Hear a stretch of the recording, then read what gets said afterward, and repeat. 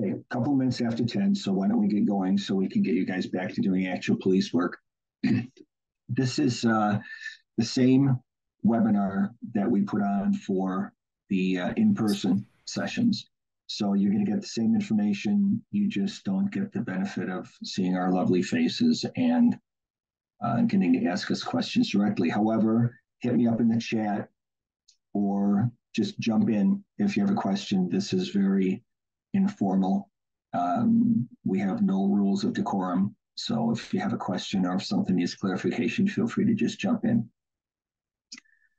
So Scott can't be here today. He's on another Zoom meeting. So it will be just me. I've been doing this for over 30 years on and off. I took a couple of years off there, but I've been in this since the very beginning. So this is kind of my baby. I'm very attached to it. What is the traffic safety challenge? So what is it that we're trying to accomplish? So what we're looking for is to help you guys individually make traffic safety a priority, because you have a significant portion of your staff who don't think traffic is very important. You know, I don't want to be a traffic cop. I don't want to write tickets. I want to be the real police. Well, and that's well and good. And hopefully that will come along at some point in your workday. But the vast majority of your complaints, if you really want to sit down and take a look, are going to be traffic safety related. Somebody's speeding to my neighborhood. They're not stopping at the stop sign. People are blowing red lights, all kinds of different problems. But the vast majority you're going to find that the general public is concerned with are traffic safety related. We want to reduce crashes resulting in injuries and deaths. I worked fatal traffic crashes for a few years. I don't like working them. I'd rather not go knocking on people's doors and telling them that family members aren't coming home. And I really hated writing crash reports. So if we can do this and we can reduce our injuries and deaths on the roadways, not only does it benefit everybody else, but it benefits us and the people that we care about, because they're out on the roads there too. We also use this as a detect and deter crime. So we like to tell you that bad guys drive cars, because they do. Nobody's walking down the street with a 65-inch color TV on their shoulder. So we encourage people to stop vehicles that are committing traffic violations and then do a little bit of digging. Later on, we'll talk about a program that rewards you for doing those kind of things that is totally disconnected from the traffic safety challenge. It doesn't, you don't have to enter the challenge to nominate people for these awards. And it's kind of a little, I don't know, an incentive for people who might not want to do traffic enforcement otherwise. Create safer communities. Obviously, if you're stopping people and you're discovering crimes, in addition to making the traffic safety aspect more relevant, you're also making your community safer. Quality of life, same thing. And the state has to provide a strategic highway safety plan to NHTSA every 3 years, I think it is.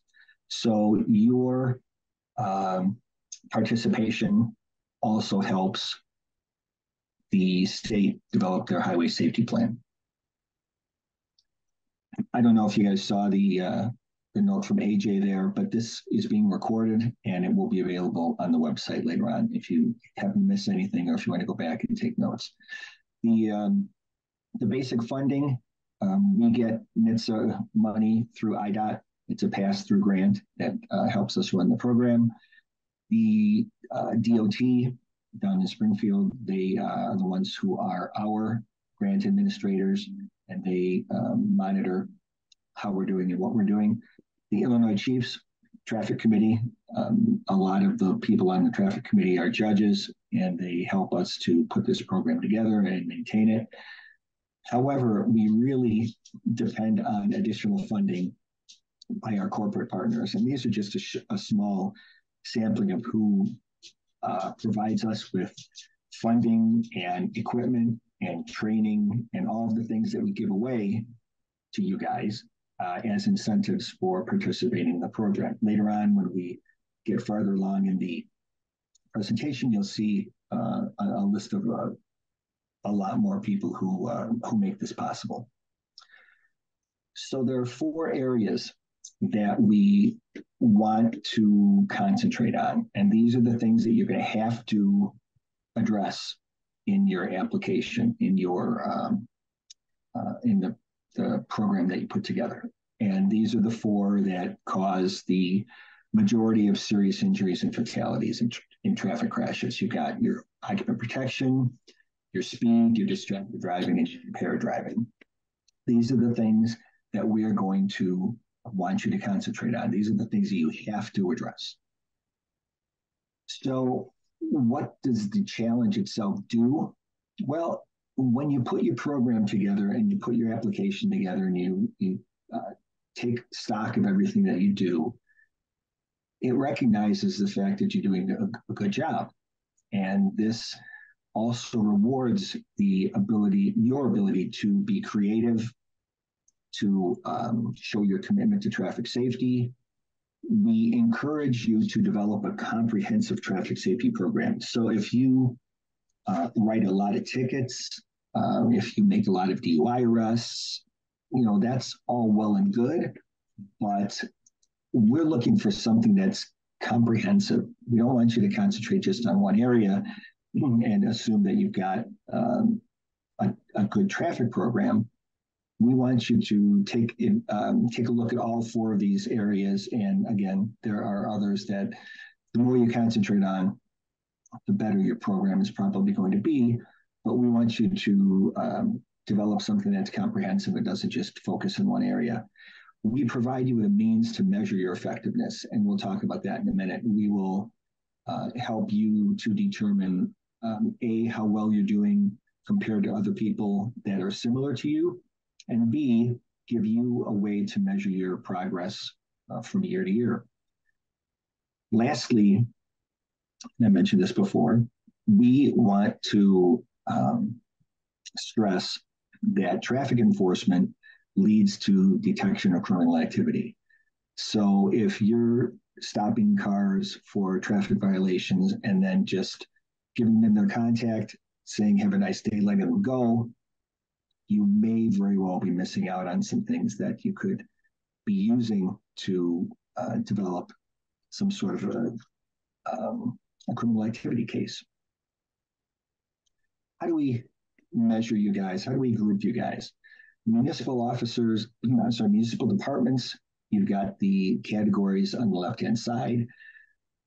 1 to 10 officers and 11 to 25 officers, those are going to be your total sworn top to bottom.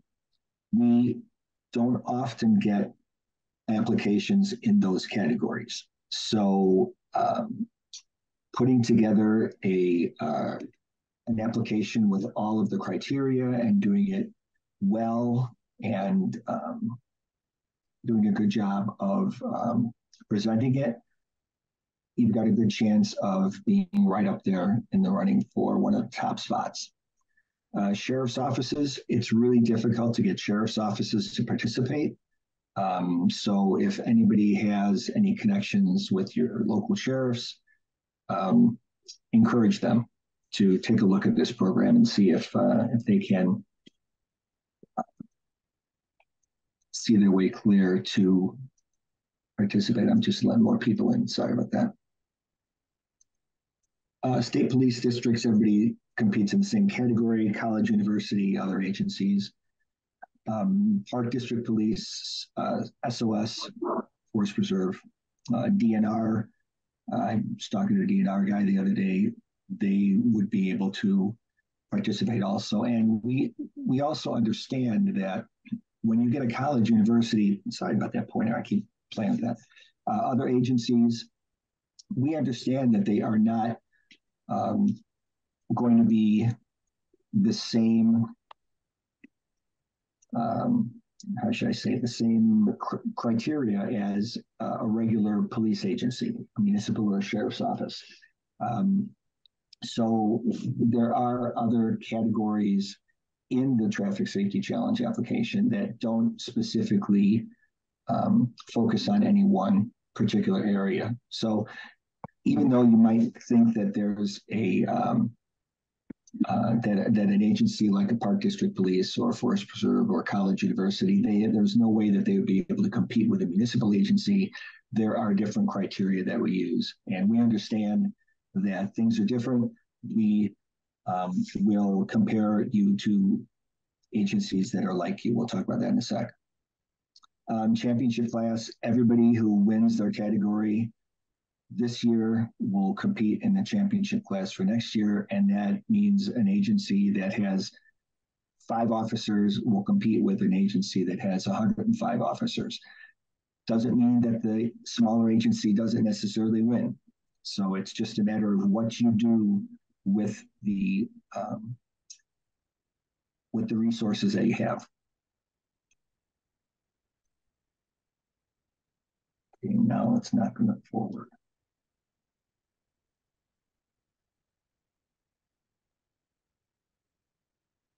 What have I done? Oh, there we go. Sorry. First time doing this. You go to the website. Everything is online. Everything is done online, obviously.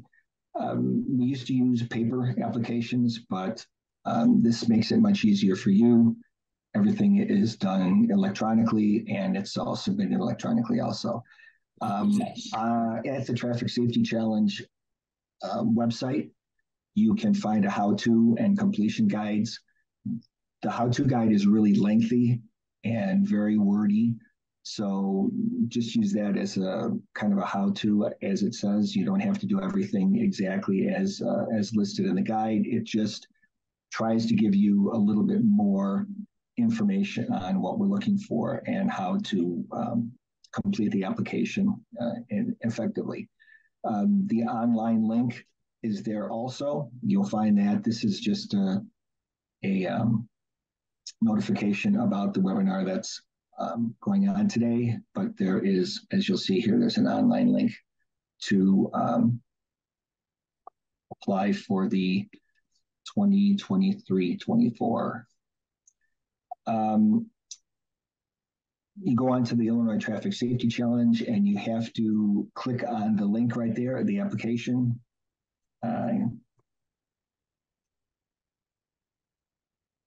If you do not have an account, you have to create one.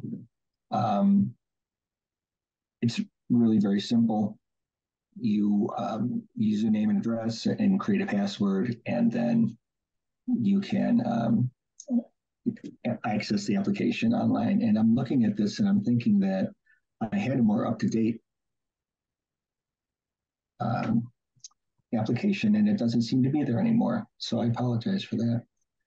The first thing you're going to see is we need the name of your agency head and an email number. Now, it says cell number in there, but don't be concerned about that because we're not going to call your chief or your sheriff.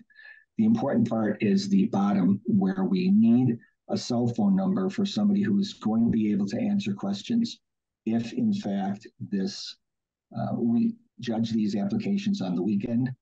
So if there's something in your application that we don't understand or we can't quite figure out what it is you were talking about and we can't get hold of somebody, then we're going to make a guess, and our guess is probably going to be wrong. So please be sure that whomever is going to be available, give us your number so that we can call you and clarify, because it happens that you've put your application together, you know what you're talking about, but you have to look at it from the standpoint of somebody who's never seen your agency before, has no idea what your information is trying to tell us. And if we guess, we're going to guess wrong, and it's going to cost you, and that's not fair to you. Next, you have your agency name and the type. You choose the type of agency that you are. Obviously, this is pretty easy, either your municipal or your sheriff. I don't know if any state police districts are going to be involved this year. However, they have their own category there also. Total number of officers working on the street. When we ask you for your total number of sworn personnel, that's how you are placed in your category. When you tell us what the total number of officers working on the street, that's how we figure out your the results of what you've done, and we'll cover that in a little bit. But those are two different numbers. Make sure that you differentiate between the two. Okay, there are also specialty awards. So you may have a really good railroad safety award program. So you've got a grade crossing that goes through town. You have issues at the grade crossing, or you have a train station, a stop for your local train, and you go out there and you put an officer there during rush hour, and people who are crossing the tracks when they're not supposed to, writing them tickets, giving them information on why they shouldn't be doing that.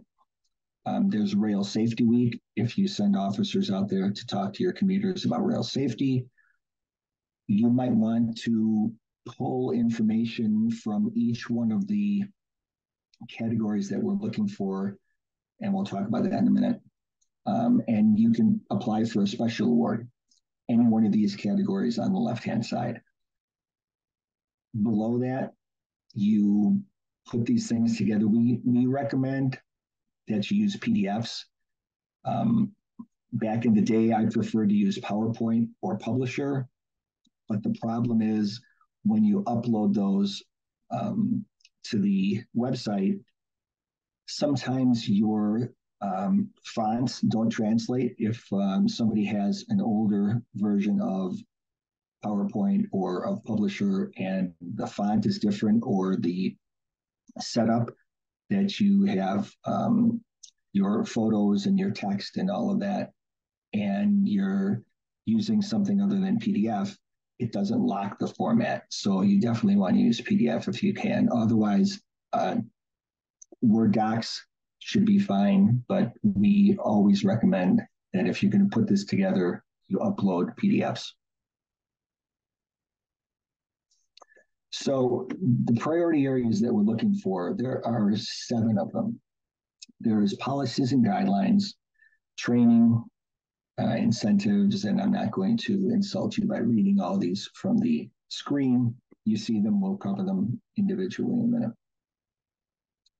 So policies and guidelines. We want your policies and guidelines for safety belt use within the agency. And that means your officers, your civilian personnel that might happen to be riding with them, prisoners, anybody who's in any of your agency vehicles. We want the actual copy. So we don't want you to restate it, retype the wording. We want to see the date it was written, the title of the policy, and we want to see the exact language that your agency uses for the policy itself. We're looking for safety belt use and also safety belt enforcement, child passenger restraint enforcement, speed, distracted driving, and impaired driving. We want you to show us what your guidelines and what your policies are for all of the things that are those 4 categories I talked about at the very beginning: occupant restraint, speed, distracted, and impaired driving. Don't use the language that says we require our employees, whether it's officers or deputies, we require our employees to follow state law. Because we all know that we're exempt from wearing our seatbelts in certain circumstances. And we understand the argument that I don't want to be trapped in my car in my seatbelt and can't get my seatbelt off when there's bad things going on. If you look at the statistics, the vast majority of people who are injured or killed are losing their lives because of vehicle crashes or, more than one vehicle or single vehicle crashes in some cases on your way to help somebody somebody else hits you, your chances of being injured or killed are greater in your vehicle than they are when you get to wherever you're going. There's always the opportunity right before you get to where you're going to unbuckle that seatbelt, which allows you to get out of the car quickly. So we understand the argument, but we also understand that the statistics show that a lot of us are killed because we're involved in traffic crashes, whether it's on our way or whether we're conducting a traffic stop and something bad goes on.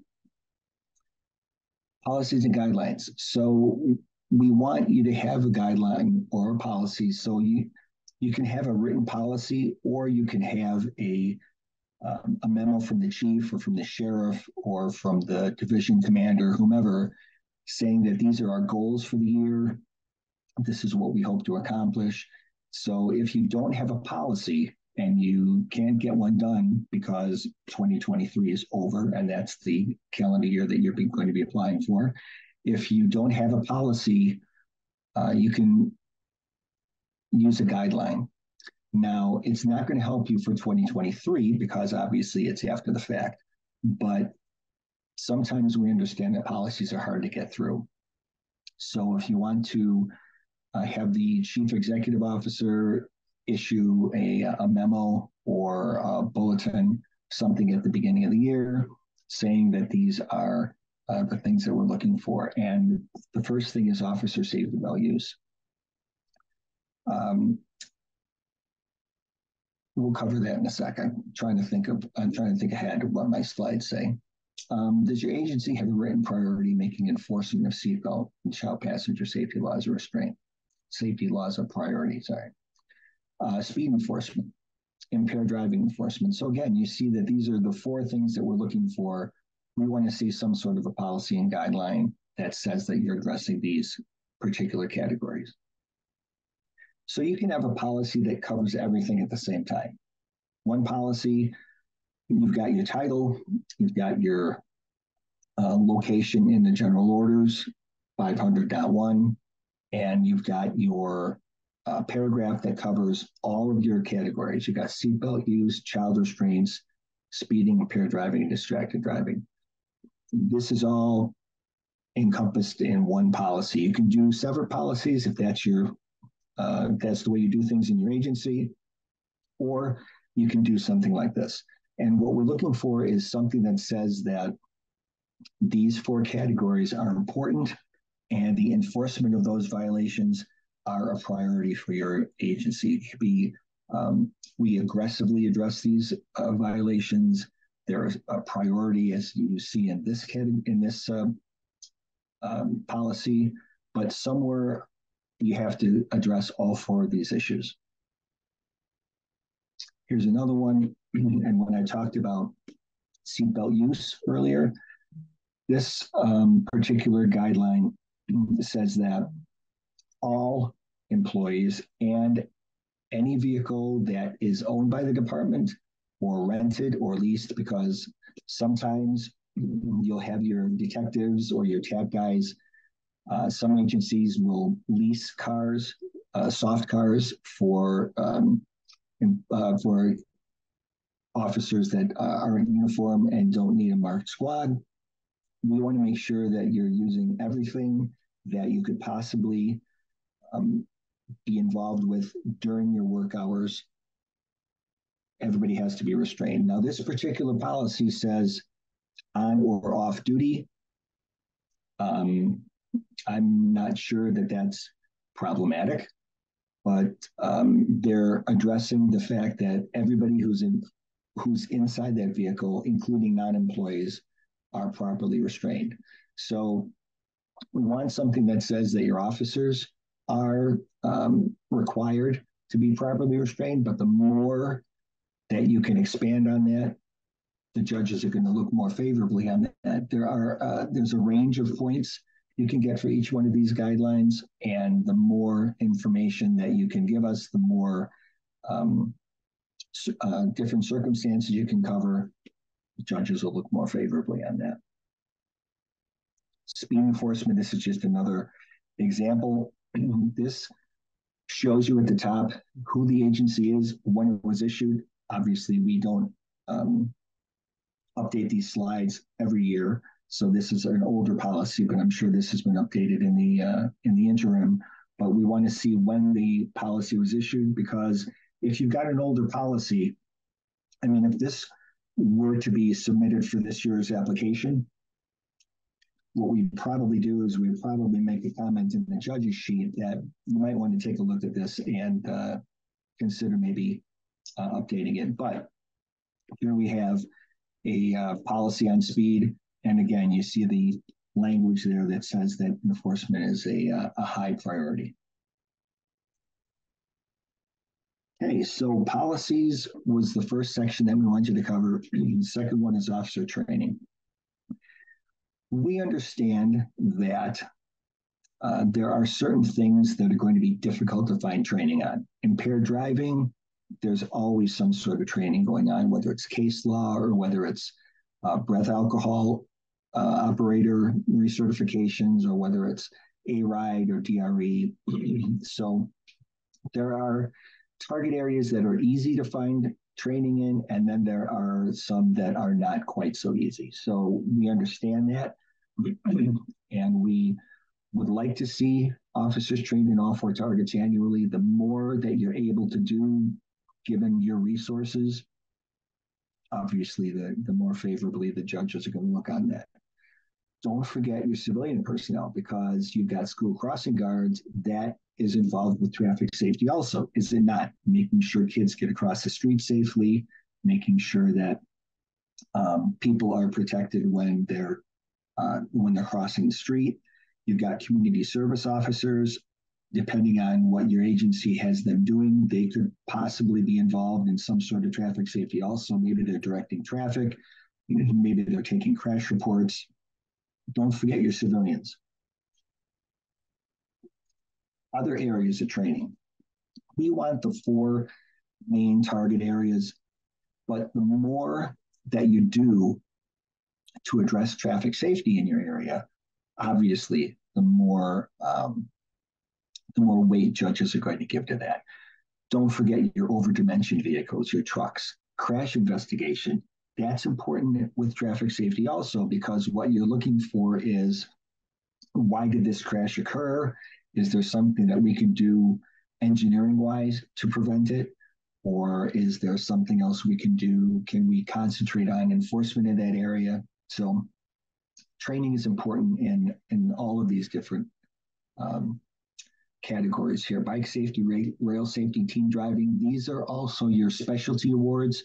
So if you do something particularly impressive with teen driving, for example, Tazewell County Sheriff, many years ago, they instituted their teen safe driving program down there after they had a bunch of kids killed in 1 year.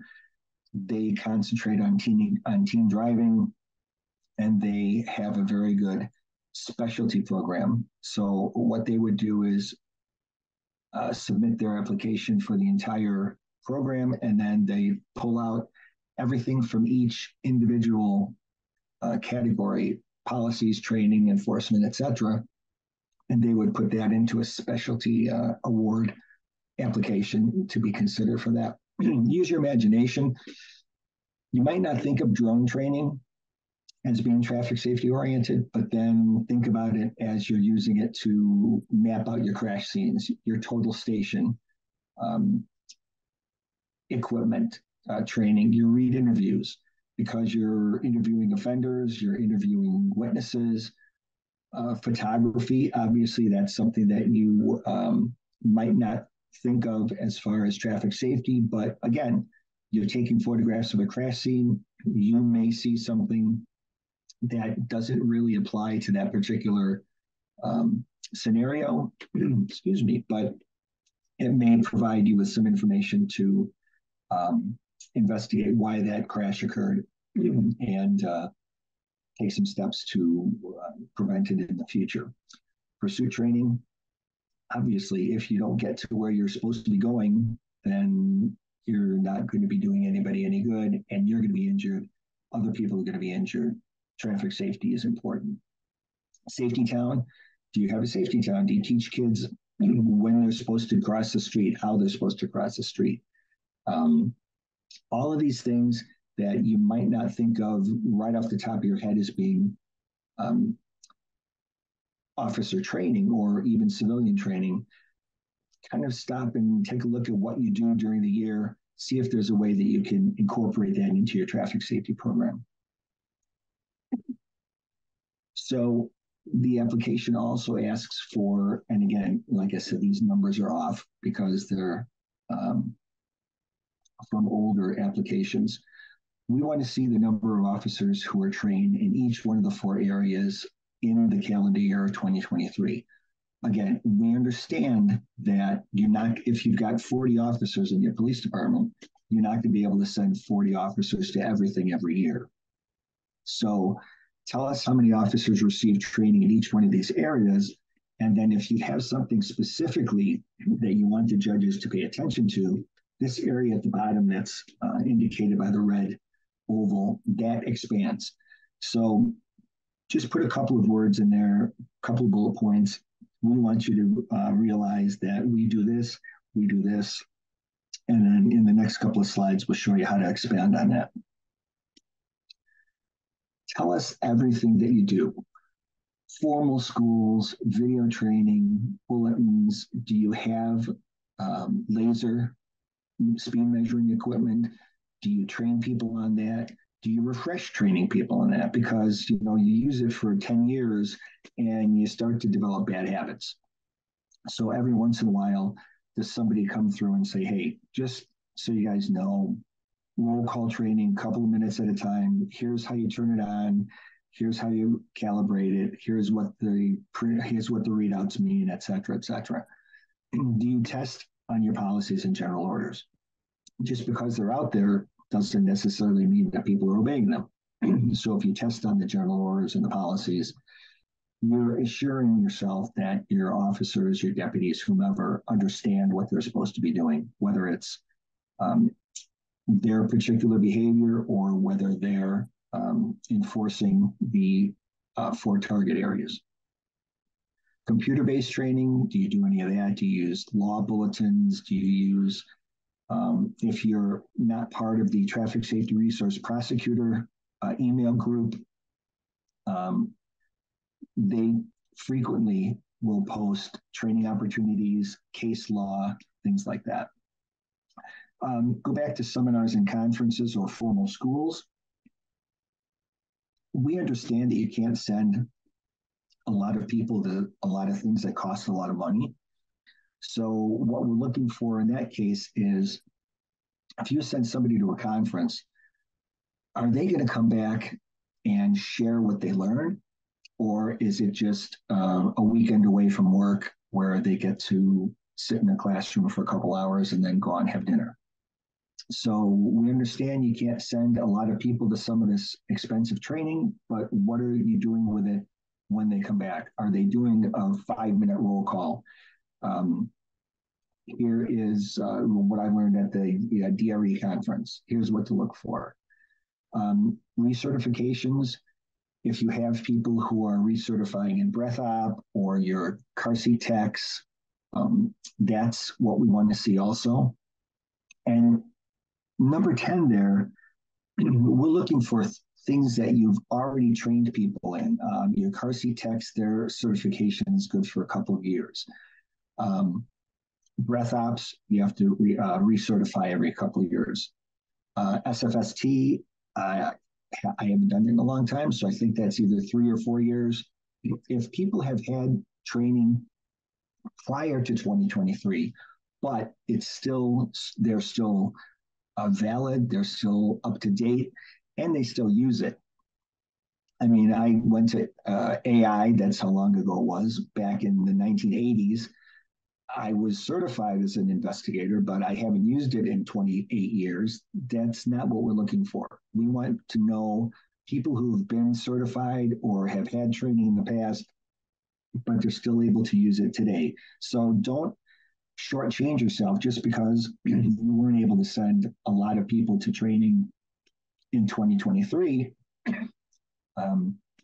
Make sure we know that you've got people who have been trained in the past and are still available to be used if necessary.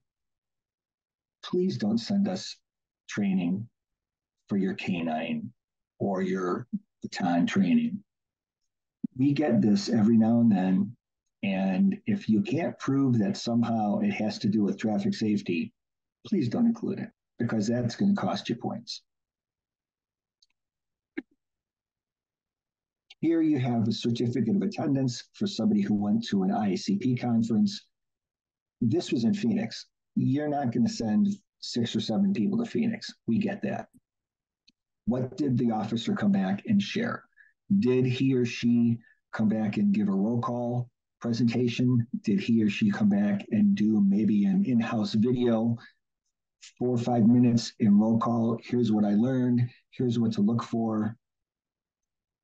Share that information that the officer was able to bring back.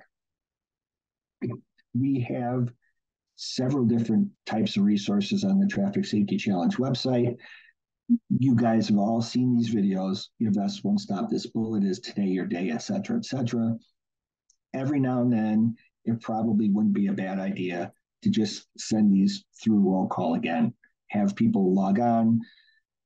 Making training available and actually documenting it are 2 different things. So be sure when you assign training, if you want to go back a couple of slides and we talked about roll call training, making training available, if we see that terminology in your application, we're probably going to be suspect because making it available and people actually participating in it are 2 different things.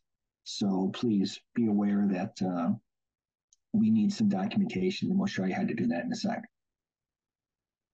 There is free training. This is a very long website address, but it's still valid. I tried it the other day. This is a free training. In some cases, you can start the training and come back to it later. You don't have to complete it all at one time.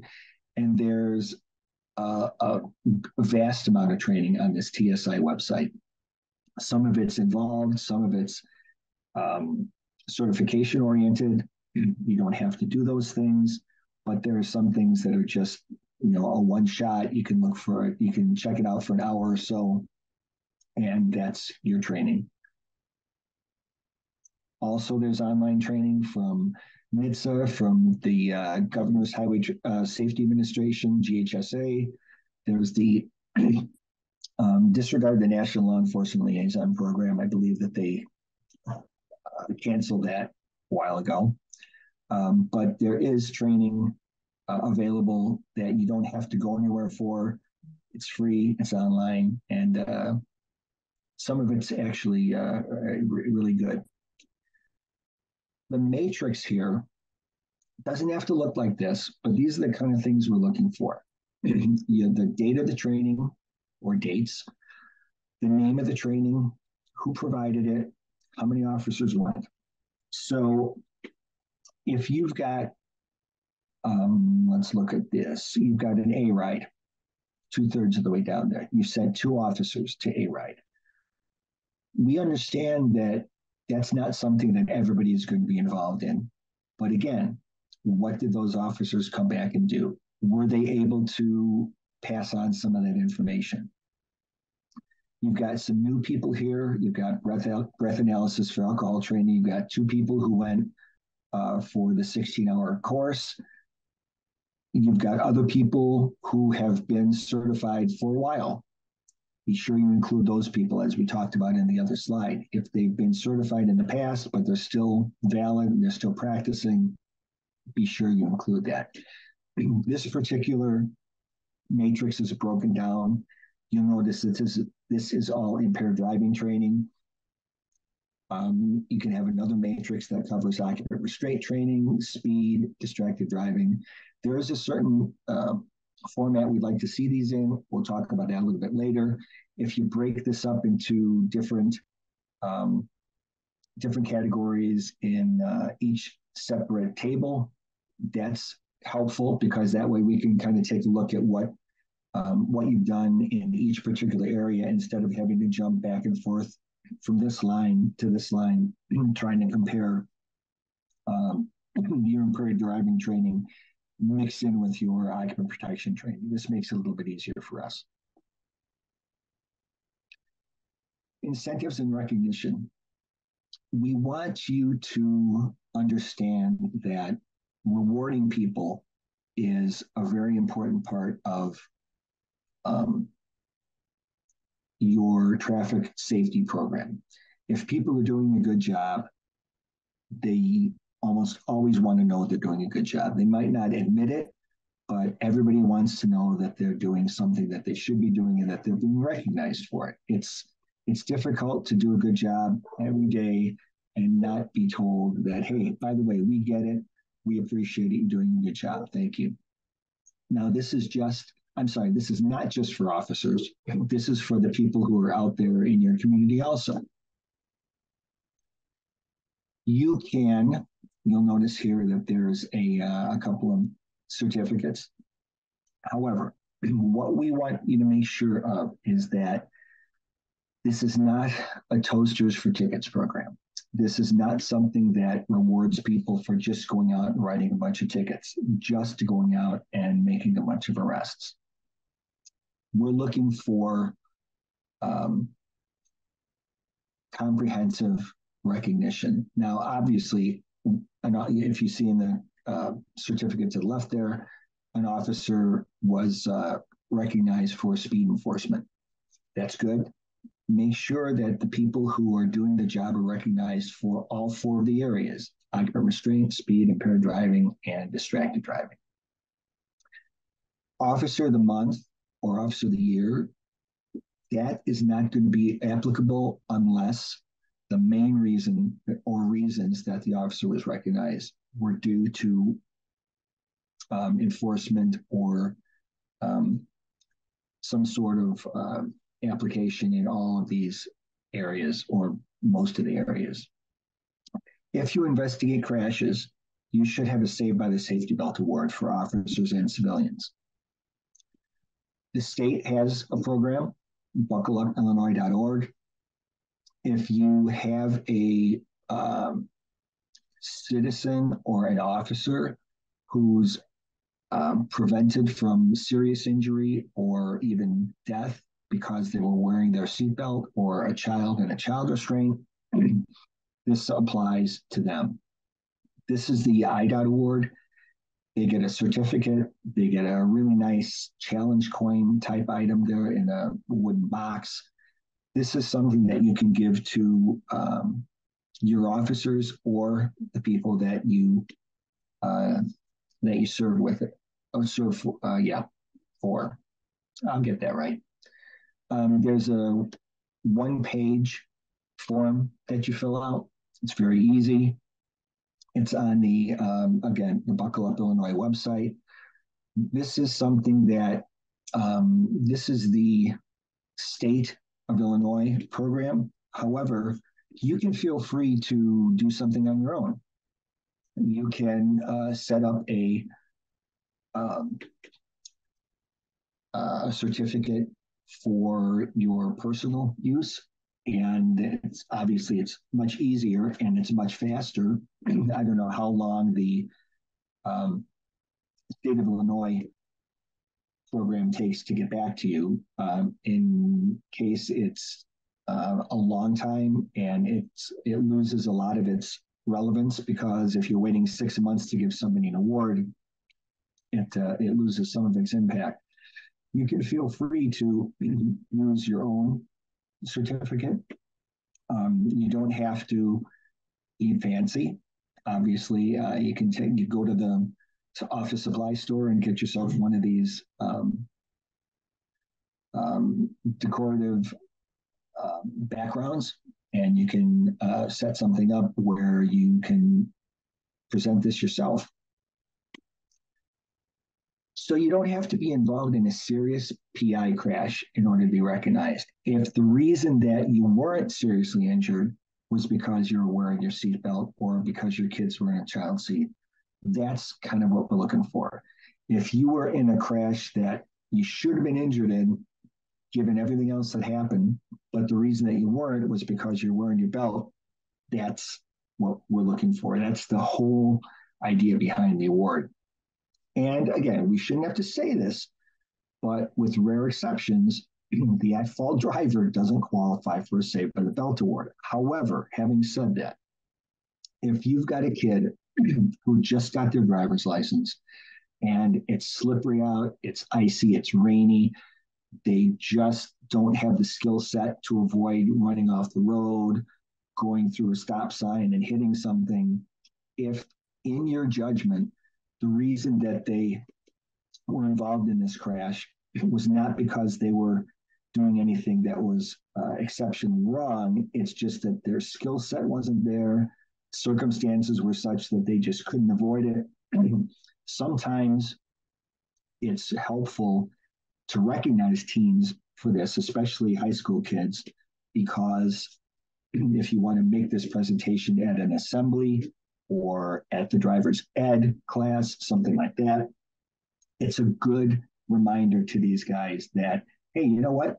We get into these crashes too. It's not just somebody else who is the one who always gets hurt or always has gets injured because of their poor driving. Sometimes it just happens, and we want to make sure that you guys understand that wearing your seatbelt helps protect you. So the other thing is, if you've got 500 total crashes for the calendar year, you got 45 of them are personal injury crashes, and you've given away 20 Saved by the Belt awards, it's pretty good. That's a good program. If you've got 45 PI crashes and you've given 2 seatbelt awards, 2 Saved by the Safety Belt awards, that's not a program. So take a look at what your crash statistics are for the year. And again, it doesn't have to be the state award program. It could be your in-house certificate, excuse me, that you make up. So it doesn't have to be a big production. You don't have to do the recognition in person. Sometimes, excuse me, sometimes they like them to be done maybe at a village board meeting, at coffee with the cops, coffee with the chief, something like that. You can mail it to the people, especially if they aren't in your town. If they just happen to be coming through and they get into a wreck, but they live in Southern Illinois, obviously they're not going to come back up to get a certificate. It's okay to mail it to them. Just keep track of what you're doing and give us an example. You saw a couple of examples of the certificates earlier. We don't have to have a copy of each certificate that you give away. A representative sample, and then you can give us a list of date the crash occurred, the people who received it, and how it was presented. That's totally sufficient. Again, you've got the homemade certificate there. How come I'm going the wrong way? There we go. Saved by the Helmet Award. You can make up one of these yourself. Bicycle helmets, same thing. So this isn't something that is a state program, but obviously something that you can do relatively easily in your agency itself. Sometimes you've got an agency that has something like this in the hallway somewhere. You've got speed enforcement, and then you've got another set of plaques that covers occupant restraint, and then you got another one impaired driving, distracted driving. What we used to do back in the day is I would put out a bulletin. Obviously, the guys in the traffic unit are more than likely going to be the ones who are writing the most tickets, who are making the most arrests. So you recognize those people, but then you also reach down into the patrol division, people who wouldn't normally be involved in traffic as a primary assignment. You recognize them also. Doesn't have to be like this. It can be a bulletin. It can be a thank you from the chief, from the command, somebody in command. Anything that you want to do to recognize that people are doing a good job is fine. You've also got state and private entities that do recognition also. You've got AIM with your top cops. You've got ITEA, which calls themselves something different right now. I can't remember off the top of my head what it is, but that's for truck enforcement. You've got Operation Lifesaver, and you've got MAD. Everybody knows about the MAD heroes. Every year, there's a list that comes out that tells us who the top officers are for enforcement, which departments are at the top of their impaired driving enforcement. All of these things are available to you. All you have to do is search them out. AIM has had this program forever. This is for DUI arrests. And come on, guys, since January 1st of 2001, there's got to be somebody in your police department who's made at least 25 DUI arrests since January 1st of 2001, if they're even still in the job. These go up. I don't know what the highest one is now. I think last time I checked, it was 300 or something like that. And a lot of agencies will allow you to wear the pin on your uniform. There used to be a pin that was available for speeding enforcement, but I think they probably decided that walking up to somebody who you're going to give a ticket to when you've got a pin on that says I've given 1,000 speeding tickets probably isn't good. Public relations, so that one doesn't exist anymore, but the DUI pin does. And here, again, just go to the AIM website, enter your officer's information, AIM will send you a pin. Civilian recognition, I was told at the in-person seminar we did last week that Cook County doesn't do this, but maybe if you're in a different county, you can take advantage of this. This is for your civilians who called and say, hey, I've got a drunk out here and there's an arrest made. And I think I was told the recognition is $100, something like that. So again, these are all things that are available to you. If you have people who have reported impaired drivers and you took some action and you arrested somebody, please be sure to include this in your application also, because this is not something that we see very often. So this is going to be something that draws a judge's attention to your application. This is probably the largest point-wise section of the application. And this is everything that you do that doesn't involve writing tickets or making arrests. What did you do to let people know that traffic safety is important? Here's what we're doing about it. Here's what you should do about it. And here's why. So this is just a few examples of what people have done. There's Safety Town. Western Springs obviously was doing something with rail safety. And the slide on the right, that's something for senior drivers. AARP has something like this. If you want to host one of the classes, if you want to include things like the convincer, if you have another agency helping you with something, make sure that you show a reason why you've got a state police photo in your application. Not that you went to a state, not when you went down to the state fair, you took a picture of the state police and you decided to throw it in your application. We need to know why it's in there. What else do? Do you do citizens police academies? Obviously, you've got at least one section of the training, if not more, that have to do with traffic safety. Do you still do high school DUI crashes? I don't know who still does those. They were really big for a while. Prom events, post-prom, educational signs. We'll see some of those in a minute. Brochures, pamphlets, police website. What do you put on your website? If you don't have one of your own, what do you put on the village website? Do you have any press events? Do you do cable shows? Do you do PSAs? Sorry, PSAs.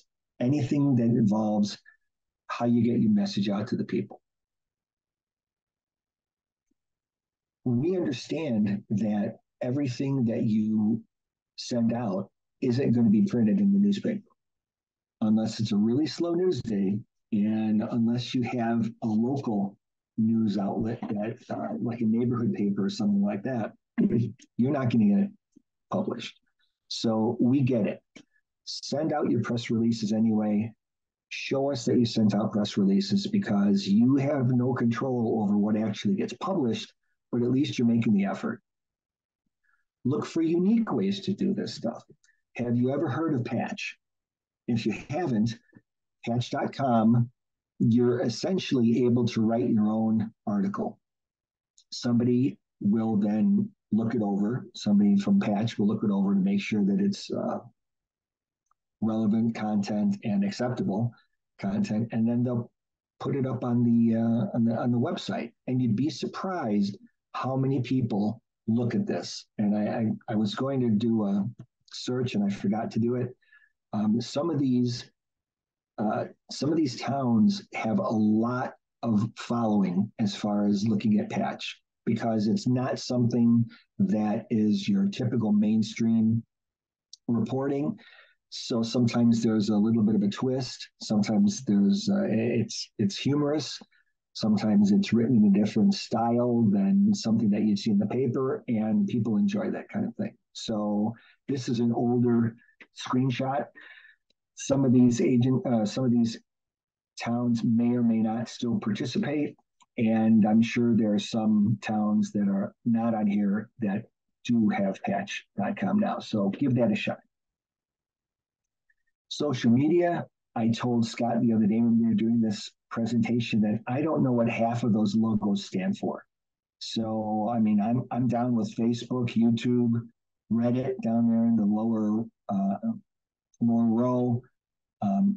Not sure what LinkedIn, what you're going to be able to do, but any social media that you can use, Twitter, I'm sorry, X, Instagram, all of these things give you an opportunity to get your information out to the public. Do you have educational materials? Putting them out in your lobby and never looking at them again is not going to do either you or the public any good. An agency that I was in recently, I was just standing in the lobby waiting for somebody, and I started looking through the rack of information, and they had a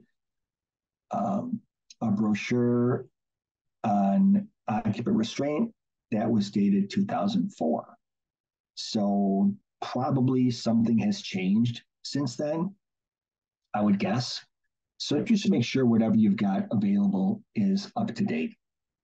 Lower left-hand corner, Buffalo Grove held a contest to see if the kids in the high school could come up with slogans. In this case, it was texting and driving. Why not get your high school involved? Why not get your grade school involved? Gives the kids something to do that makes them excited about doing something other than the regular homework or schoolwork. All these things are different ways for you to get your message out and get the community involved. The tag in the lower middle of the screen there, those tags were originally intended to be tied to Christmas trees at point of sale, and you put the price on the back of the tag, and then you can put your department name on there somewhere. An agency one year went to liquor stores, and the liquor store allowed them to tie them to bottles. Another agency took a class period and went up and down the halls and attached them to kids' lockers.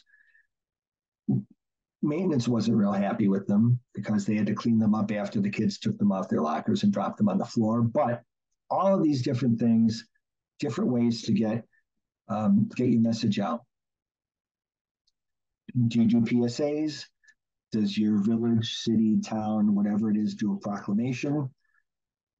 Right side, does 7-Eleven, Dairy Queen, McDonald's, whomever, will they give you, or even do they anymore, give you cards for a free ice cream cone or a free order of fries or whatever if you're wearing your seatbelt, or if you're wearing your bike helmet, or if you're obeying bike laws, if you're checking out the kids during the summertime? All these things are just different ways of getting the message out. Can you talk to your businesses in town about maybe putting up a sign for you during certain campaigns? Up there at Crystal Lake PD, reminding people to buckle up. Do you have a portable sign that you use for speed enforcement? Does it have the ability to display text messages? Algonquin down there in the lower left-hand corner, using Nixle. So you've got X, you've got Instagram, you've got Nixle, all these different ways that you're able to get your message out, give people an opportunity to hear what you're doing. Every once in a while, IDOT will have these banners available. They're 3 foot by 20 foot, and they are reasonably heavy duty. Back in the day, they needed some work, but they've improved a lot. You can ask if you're a grantee, you can ask your LEL if he can get you one. Otherwise, if you're not an IDOT grantee, you can give either Scott or myself a call. We'll see if we can get you something. If they don't print them all the time. Yeah, every once in a while they'll run off a set, and we'll see if we can grab you some. Up there in the right-hand corner, you've got Tazewell Sheriff's Office. They have an app that you can download and pick up on all of the different things that they're doing. So you got your team driving, Ford Driving Skills for Life. That program isn't around anymore, but at one point you could click on that. You could find out when Ford was going to be in the area, and they had the opportunity for kids to take out vehicles, and they were equipped with I don't even know what the term would be, but it was like a skid plate, and it would show kids the consequences of driving too fast. Um, Different things that you can do that just um, go to your um, go to your civilian personnel. We always think of things as cops. If the only tool you got is a hammer, every problem begins to look like a nail. So ask somebody who doesn't have anything to do with police work. Say, hey, clicker to tickets coming up. If you were to want to remind people to buckle up, what would you say? IDOT uses the message boards on the tollway, although my understanding is the federal government wants to put a stop to that. But IDOT puts up clever sayings every once in a while on the message boards, just reminding you, put down your phone, buckle up, don't speed, things like that. Again, upper left-hand corner, you've got X, you've got Instagram. Lincoln Hills, right in the middle there, has made up their own banner that they post at different events. Elwood, down in the lower left-hand corner, when they were participating, they put something on their website. All these different ways of getting the message out. That's why this is such a large portion of your points, because it's important to educate people before you have to give them a ticket. This works a lot better community relations wise than reminding somebody that they're not supposed to speed because they just got a ticket. Traffic safety marketing. This website has all kinds of different media for the main campaigns that are covered by the state. You click on a ticket, you drink, you drive, you lose, things like that. But also for campaigns that are not as well known. And I'm looking at the NHTSA communications calendar, which is on this trafficsafetymarketing.gov website. And you've got St. Patrick's Day, the primary message is buzz driving is drunk driving. IDOT puts out media for some of these campaigns, so you can get them off. You can get media off of the IDOT website, or you can get a lot of things off this traffic safety marketing website. There are brochures, there are short videos, there are all kinds of different things that you can get that you can use to get the message out. And there are several things that, like for example, in October, I'm looking at Teen Driver Safety Week, October 20th through 26th. Not something that IDOT promotes, but if you want to take advantage of that because it's right after school started, you can go to trafficsafetymarketing.gov, grab some media off of there, put it up on your website, on your Facebook page. More public information and education. The more you do, obviously, the more favorable the judges are going to look on that. Enforcement. Do you participate in the campaigns that the state endorses? Click it or ticket, drive sober, get pulled over, things like that. The state doesn't promote Stop on Red Week, but again, here you go. In this particular year, it was August 1st through 7th.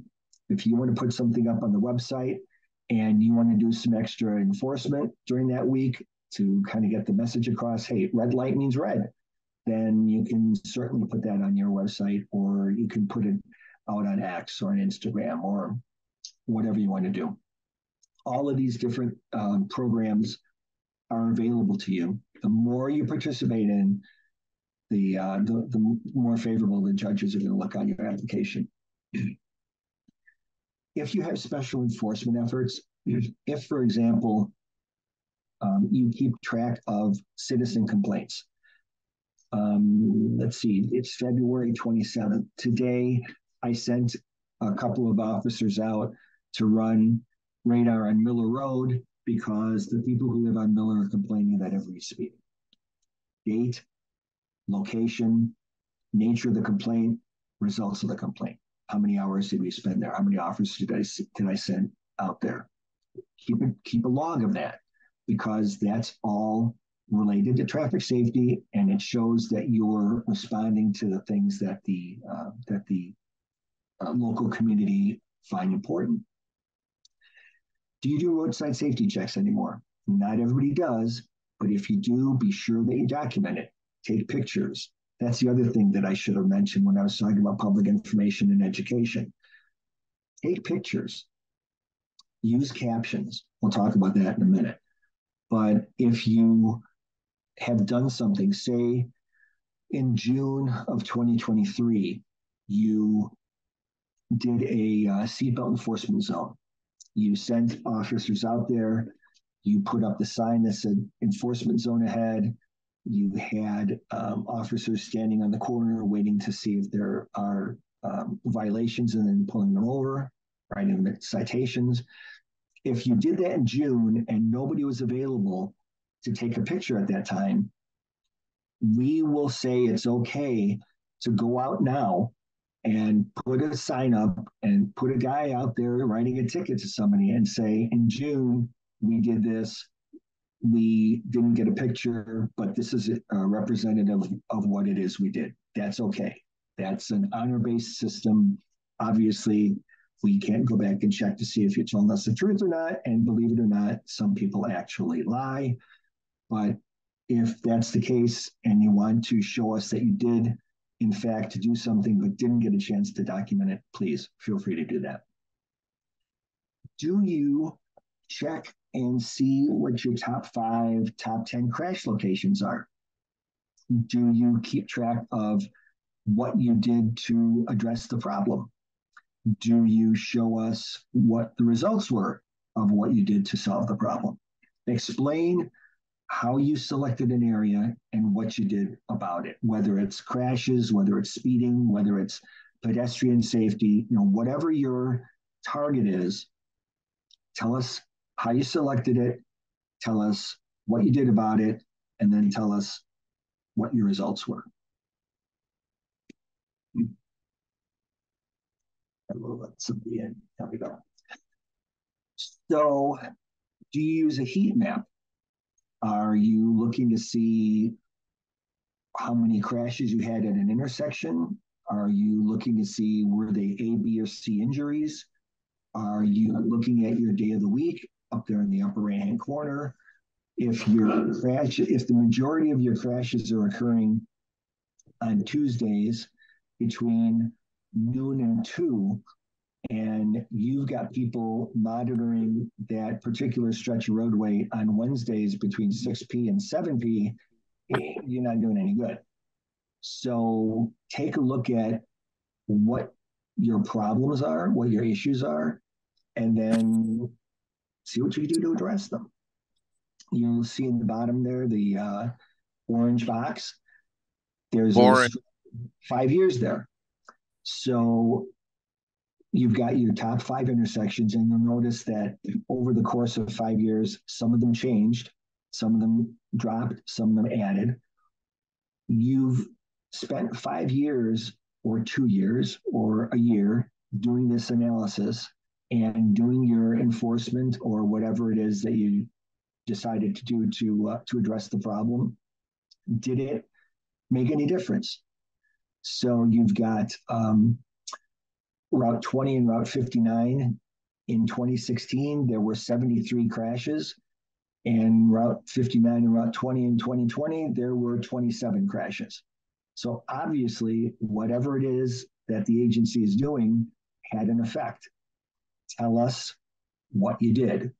Make sure that you've got some sort of it helps us if you have a visual representation like you see here, but also this doesn't tell us the whole story. So in your narrative, tell us what you did and why it made a difference. Again, talking about pictures worth 1,000 words. However, a picture without an explanation doesn't help me at all. So be sure you let us know what your picture is telling us and why. So you're going to have to give us 3 years of data. We want to know your total roadway crashes, your fatal crashes, and your injury crashes. So what that does is that helps us determine if you're making a difference in what you're doing. Now, there could be a situation where your crashes at a certain location have gone up over the last year or two. That might not necessarily be as bad a thing as you think it is, because there could be a reason or several reasons why crashes went up. Is there construction in the area? Did they put in any new businesses, new homes? Did the speed limit change? Any number of different things might account for the fact that your crashes went up, and you addressed the problem, but circumstances were such that you weren't able to affect it positively right now. So if that's the case, and you explain that in your narrative, then that helps the judges to look a little bit more favorably on that. We also want calendar data for the last 3 calendar years, number of seatbelt citations, number of child seat citations, et cetera, et cetera, et cetera, et cetera. So if you tell us that you're having a speeding problem on X roadway or roadways, and your speeding citations have gone down significantly over a 3-year period, why are your tickets down if you've still got a speeding problem? We need an explanation. If you have issues and a particular type of citation has gone up and you've solved the problem, let us know. So a lot of it has to do with not only the data that you're giving us, but the explanation as to what we're looking at. And again, this is another prime reason why you have to give us the contact information for somebody who we can call when we're judging these applications. Because if we see that your crashes have gone up over the last 3 years and there's no narrative as to why, that's not going to go well for you. So please give us the information or make somebody available who can. This is Scott's favorite line: outcomes versus outputs. We want to know what was the result of what it is you did, not just what you did. You could write 11,000 speeding citations, and if speed-related crashes are up each year, then where are you sitting and what are you accomplishing? So enforcement statistics by themselves don't tell us whether your traffic safety program is effective or not. Please be sure that you let us know what you're doing and what the results of what you're doing are. What are you trying to accomplish? Are you trying to lower the speed on a roadway? Are you taking a look at your crash intersections and deciding that we're going to do some enforcement here and try to reduce our crashes? Is your seatbelt use rate low? And you want to increase your seatbelt use rate because people who are involved in crashes who are wearing their seatbelt are more than likely not going to be injured as badly as people who aren't wearing their seatbelt. Did you reduce your type A, B, or C injury crashes? So what are you trying to get out of this? And how did your efforts affect what you're trying to accomplish? Again, charts are great because they tell us something in a very concise manner, but again, tell us what you're telling us. If you look at the upper right-hand corner, you see that over a 4-year period, these intersections are all, I'm sorry, from previous year, these intersections have all achieved a reduction in traffic crashes. Your chart in the lower, lower right-hand corner, you've got a steady decline in your number of crashes. Crashes with injury are also down to a certain extent. Be careful when you're doing a table or a graph or something like that, that you're using an appropriate unit of measurement. By that, I mean, if you see a lot of these graphs here have a significant number of instances that they're recording. If you tell us that your serious injury traffic crashes went down 50%, and you don't have a graph showing that they went down from 10 PIs to 5, you're kind of skirting the truth a little bit there.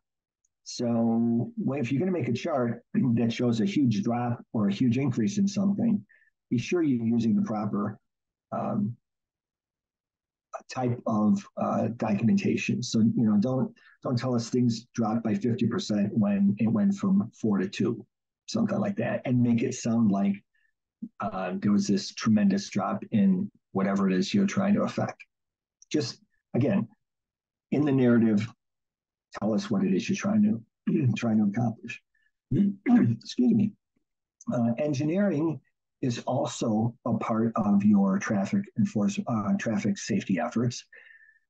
Not everything is solved by enforcement. So this particular stretch of roadway, there were an inordinate amount of crashes, of injuries, and the agency went out and said, okay, what can we do to make a difference on this road? You're not going to reconfigure the road. You're not going to straighten it out. What can we do to make sure that we do our best effort on reducing crashes, reducing injuries. So you see they put up a bunch of streetlights that weren't there before. According to the narrative there were orange flags posted on the signs notifying people that the speed limit was going down. So a lot of different things are involved over and above just enforcement, over and above education. Sometimes you just have to go out to the engineering department, whether it's your local or the county or the state, and say, hey, we're having an issue here. Is there anything that you guys can help us brainstorm to do about it? Okay, so this is my favorite section, the quality of the submission. Back in the day, when you had to submit a paper application, we would get applications that were 3 inches thick. But there was a lot of filler, a lot of information that wasn't necessarily applicable, and it wasn't put together very well. So we don't want 200 pages of nonsense if you can give us 50 pages of actual relevant information and explain why it's relevant. Every computer that I'm aware of has spell check. However, if you're using the wrong word, but you spelled it right, that's going to be a problem.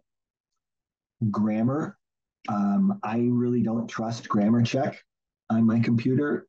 But if you can't construct a sentence, maybe somebody needs to proofread for you. And you know what? That's probably a good idea anyway, because when you're putting so much work into this application and you're gathering data and you're trying to format things and you're trying to explain things, you know what you mean, but it might not come out that way in your application, whether it's in a picture that you needed to explain a little bit better, or whether it's a narrative that you think you're saying something, but you're not.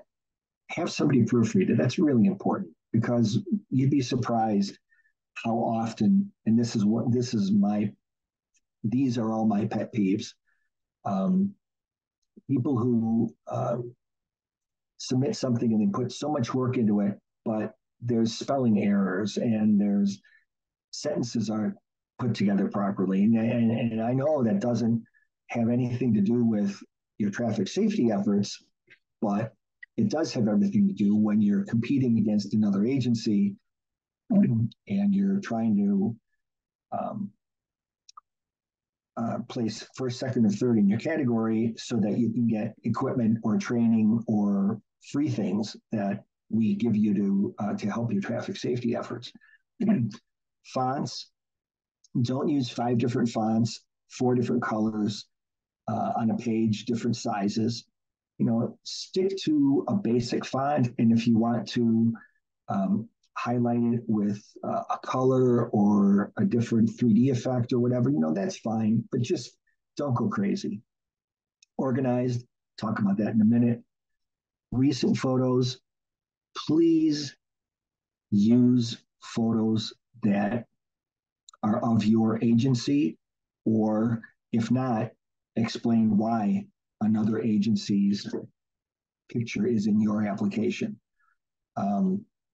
There have been cases in the past where we have found an entrant including another agency's pictures and claiming them as their own. So please don't do that. Current newspaper articles, please give us a date. We're reasonably intelligent, so if we get an article that doesn't have dates but mentions something about a campaign, and we look back and we say, well, that campaign didn't happen then, so somebody's not telling the truth here. Far be it from me to say that anybody would try to put in a newspaper article that doesn't apply to 2023, but it happens. White space, try to use your pages efficiently. Don't put 2 inch by 2 inch certificates on a page and a caption that says these are our 2 breath operators who recertified last year, and then that's it on the entire page. On the other hand, don't put 25 breath op certificates on one page and cram them all together and say, this is how many people we had recertify last year. Use your white space um, judiciously. Quality of scans, depending on what format you're using, if it's a JPEG, if it's a PNG, if it's a, can't remember what the other format is. Some of them pixelate when you expand them. Some of them don't blow up as well as others. If you're going to photocopy something or scan something, be sure that it's in focus. Don't make it so small that we can't read it, because we get very suspicious when that happens, because we want to be able to read the dates on certificates and things like that. So make sure your scans are of a good quality. Like I said, beware of spell check, because there are different ways to spell different words if you're not using the correct word, or if the computer isn't quite aware of what you're talking about. So be aware. Here's a picture of an officer at what looks like the auto show. But what's he doing? So all we need is a little explanation there, just a short sentence, okay, where it would be helpful to say where the officer was at, why there's an Illinois State Police banner in the background. But just let us know, if you're going to use a picture, what is that picture telling the judges? So this is what we want to see as far as how you set up your application. Under each of these different categories that I went into great detail on, the first thing that you include in your section should be everything about occupant protection, then everything about speed, distracted driving, impaired driving. Try to follow that format in each one of the different categories here, because that makes it easier for the judges, instead of going back and forth from PDF to PDF, because we judge these on our laptops. And if we have to go back and forth, it was much easier, to be honest with you, it was much easier to do this when applications were paper, because you could just flip back and forth between pages in the book. If you have to go back and forth and try to find what PDF it was that talked about occupant protection when you're in the middle of a section about speed enforcement or speed guidelines, then it's going to make it difficult for the judge, and the judge is not going to take very kindly to that, because that's part of your submission criteria, is the way that it's set up. So try to follow this for each one of these different categories. It doesn't do a lot of good now, because 2023 is 2 months away in the past. But for the future, get your information set up ahead of time. If you have an event, or if you have an enforcement effort, or if you have training in February, make yourself a folder, put it in your computer, put it on your desktop, in another folder for the traffic safety challenge, put it somewhere and organize it, so that when it comes time to put the application together, you're not scrambling around looking for, oh, where did that thing that I did back in February go? If you're going to apply for a special award, take the information from each one of your categories, policies, training, enforcement, etc. Pull that relevant information out of the other section, and then make a separate application section for that particular award. If you say you're going to apply for a pedestrian safety award, and we have to go through every category and try to find something about pedestrian safety, you're not going to be judged for that award. Quality, again, means more than quantity. We don't want to see 100 pages of things that are not as relevant as 25 pages of things that tell us exactly what we need to know in exactly the right format. There are a couple of sample applications on the website, on the Illinois TrafficChallenge.org website. Review them. If you know anybody at another agency and they're not in your category, because if it were me, I would not share with you, and they're not in your category and they're willing to let you take a look at their application or applications from prior years, go ahead. See if they'll let you do that. Theft is the most sincere form of flattery. If somebody else is doing something that you think might work in your agency, go for it. Narrative summaries should support your attachments. So don't just give us a picture or a graph or a table and say, this is what we did. Tell us why we should consider that as being effective or efficient, or if it accomplished what you wanted it to accomplish. Again, stats are not outcomes. So don't give us a list of things that you did without telling us what the outcome was, what the effectiveness was. The how-to guide, I mentioned at the very beginning, the how-to guide is very long and involved and very wordy. You don't have to address every point in the guide. Just use it as a general overview and say, okay, maybe that I could do that. I think that's a good idea. No, that one won't apply to me. So just take a look at it. It's a long read, but you may end up getting an idea that you might not have had before. Know your point of contact for questions. If you need crash data, know who to call for that. Know who your records people are, or if you're the records people, know where to get the information that you need before you're putting the application together 6:00 p.m. on May 9th, and it's due the next day by midnight. First impressions count.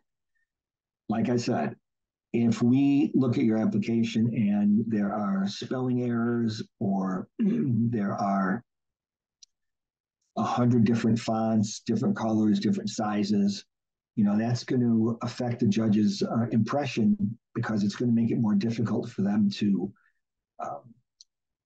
gauge what you're trying to tell them and how effective you are at doing it. So how do we judge you? So you're placed in a category based on your size and type. We talked about that at the very beginning. 1 to 10 officers, 11 to 25, 26 to 35, et cetera, et cetera. So Elwood is not going to be judged with Naperville. Obviously, your resources are different. Your jurisdiction is different. Your clientele is different. It's going to be very unfair until we get to championship class, and then that's a whole different animal. But we judge you based on your peers.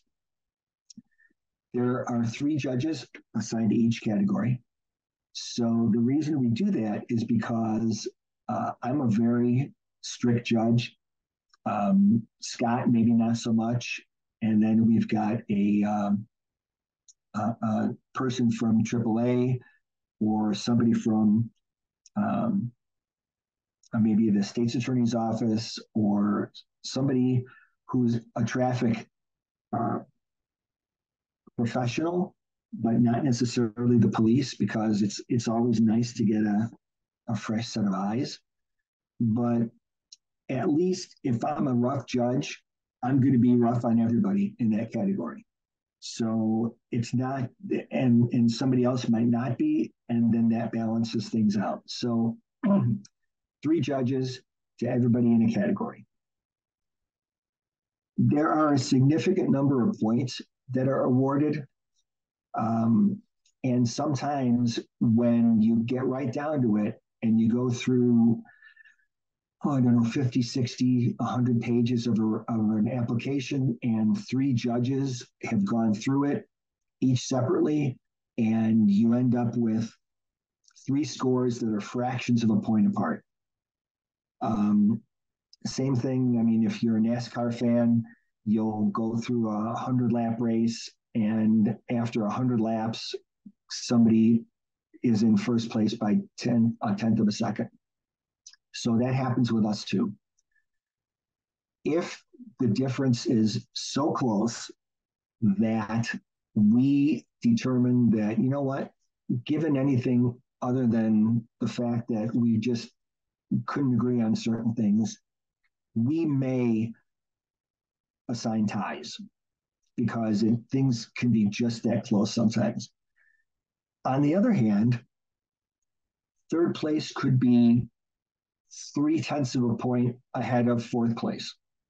So just because you might not end up in the top three, which is what we award in each category, doesn't mean that you didn't do really well.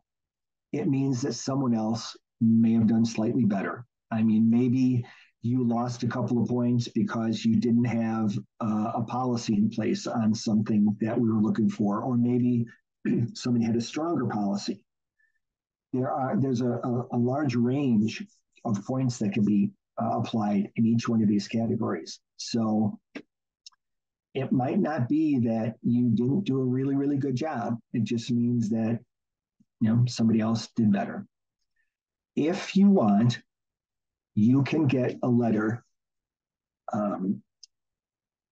reviewing everything that the judges said about your application, because not only do we assign points, but we also have a space for comments. So judges will make comments on things that they thought were really good, things that they thought weren't so good, and then things that they said, this is okay, but you can improve on it. So if you want, you can ask for a feedback letter, and either Scott or I will put one together, and we'll give you at least a basic idea of what we liked and what we thought you could do better. And we will be happy to sit down and talk with you if you want to go through your application and say, well, you know what, this is what this judge said, and I'm not seeing that. I don't agree. Well, we'll go through the application if you got it, or if we've got a copy of it. We'll go through it with you and tell you, okay, here's what we're looking for, and here's why they said what they did, and help you improve it. What happens if you win? You get stuff. Not only do you get a plaque for your wall, so that you can put that up and say, hey, this is what we did, and we competed against other people, and we did pretty well. These are given away at the breakfast at the Midwest Security and Police Expo. If you haven't been, it occurs in August of every year. There's a vendor area, and then on Friday morning, and I'm looking to see what day it is. Friday morning, the 23rd of August, we have a breakfast. The winners in each category get a free invite to the breakfast, and then the agency can bring other people at $30 a piece, I think it is. And you sit through a bunch of us talking and giving away awards. So if you win, what happens? Well, we have given away, in the 30 years that we've been doing this, we have given away hundreds of thousands of dollars in equipment and training to agencies that won. We're not allowed to give away a car any longer. I know that was a big draw way back in the day. But the grand prize is usually an equipment package for your squad, a light bar, a push bar usually, radar, laptop. Sometimes we are able to hook up a camera package, interior, exterior. So we give you all of this equipment, and you get to put it on a car, and you get to keep it. You don't have to, it's not a 1-year use and then you have to give everything back. That's the grand prize. Northwestern University in the past has given us um, certificates for training, a full course of staff and command, an AI class. Depends on what they give us that year. Other years we have gotten um, other prizes like speed signs and things that you wouldn't normally be able to buy or purchase on your own. Then we also give away PBTs, LIDARs, handheld radars, moving radars, the things that we think that you can use to improve your traffic safety program. So if you come in first, second, or third, you're going to get something in addition to a breakfast if the boss wants to bring you. Corporate sponsors, we do get funding from NHTSA through IDOT, but honestly, if we didn't have these partners, we wouldn't be able to give away half of the good stuff that we do. So these are legacy partners. They've been with us for years and years and years. AAA in particular, Whelen, Panasonic. If you have contacts with corporate people, corporate partners that really, really like the police, and you think they might be willing to partner with us and give us equipment or training or something that we could use to reward a first, second, or third place agency, please let us know. Put us in contact with somebody because we're always looking for people to partner with us so we can give away cool stuff. Okay, there's also something called Looking Beyond the Safety Belt Award. This does not coincide with the Traffic Safety Challenge. So even if you're not able to enter the Traffic Safety Challenge this year, we want you to look back on your year 2023. And if an officer or a deputy makes a traffic stop based on a seatbelt or a child seat violation. So it's not, oh, I got the guy speeding and, oh, by the way, he wasn't wearing a seatbelt. This has to be, I stopped him because he wasn't wearing a seatbelt or because the kids weren't in the car seat. And they develop an arrest or an investigation. Say you find burglary proceeds and you turn them over to the detectives and they're charged with 15 residential burglaries, or you get a guy with dope in the car and you turn him over to Meg and he turns out to be an informant and you get arrests out of that, or you get a gun. The troopers here, they're always getting guns off the highway, surprisingly. But anything that's over and above a normal, a warrant arrest isn't going to do it. An aggravated DUI, no, that's not going to work. Something that's really out of the ordinary and really, really important. If they can develop that off of a seatbelt stop, we have this award that you can give them. I thought I had it here somewhere. There's an application on the Traffic Challenge website. It's a one-page application, and we ask for a copy of the arrest report, obviously redacting anything that needs to be redacted. And just give us, don't send us the 15-page case report because that I don't know how to read that anymore. Give us a Reader's Digest version. Stopped for seatbelt violation, noticed a gun in the car, guy had 37 kilos of dope, et cetera, et cetera. Those guys and gals are invited to the breakfast also, and they get a copy of this plaque that says, look at me, I'm cool. And they get to come to the breakfast for free also. And you see, we get a handful every year.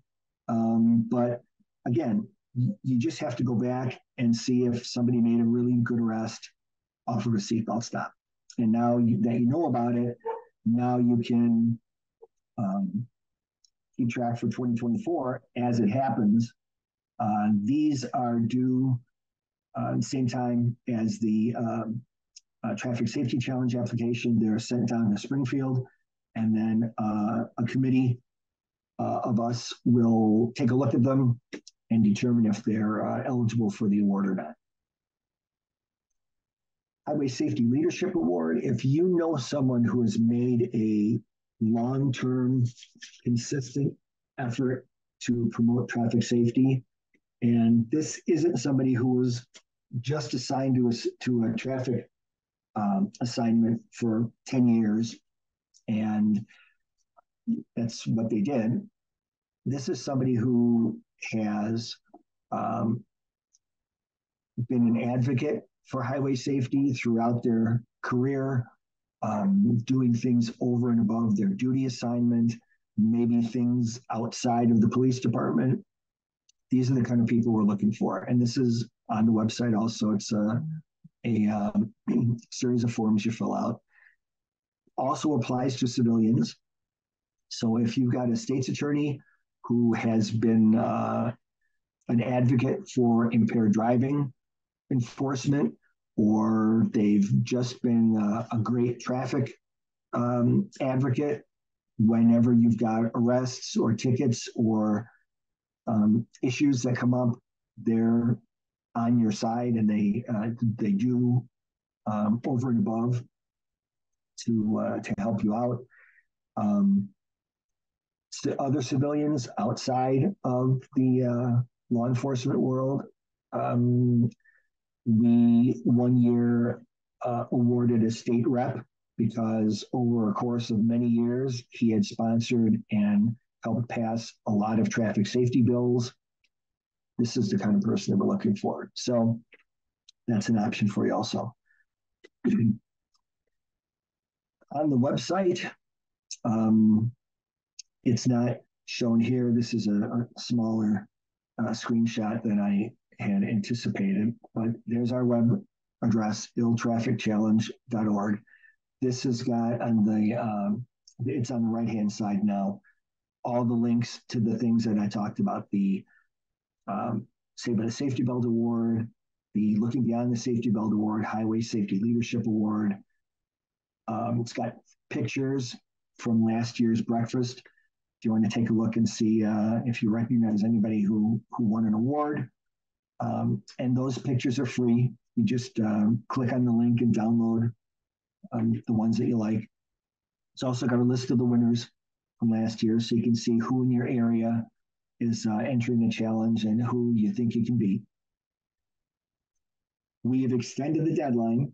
It used to be the middle of April, but there was a point where we thought that we weren't going to be putting on the challenge this year.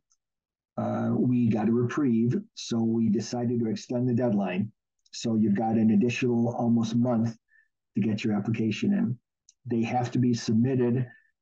That enter button has to be hit by 11:59 p.m. on May 10th. Anything after that, unless you're having computer problems and you can document that, I will also say you should be doing it prior to 11:59, but I get it. Let us know, and we'll see if there's any accommodation that can be made. Just some resources for you. If you want to check any of these out, see if there's any information that you might be able to use. If you have issues with the website, there is a contact that you can get hold of down at Tennessee Technical College, I believe it is.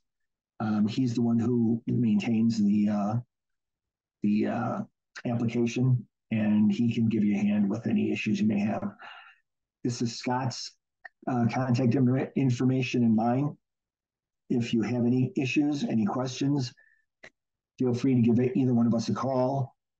Scott's kind of busy nowadays, so give me a yell. I'll do what I can to help you. As far as that goes, I will see if I can pull up the chat here and see if you guys have any questions.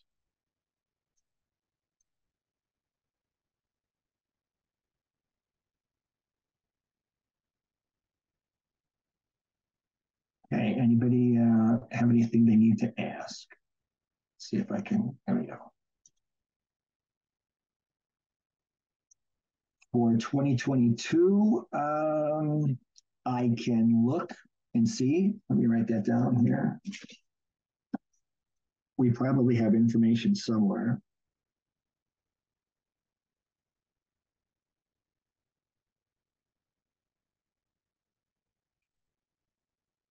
Okay.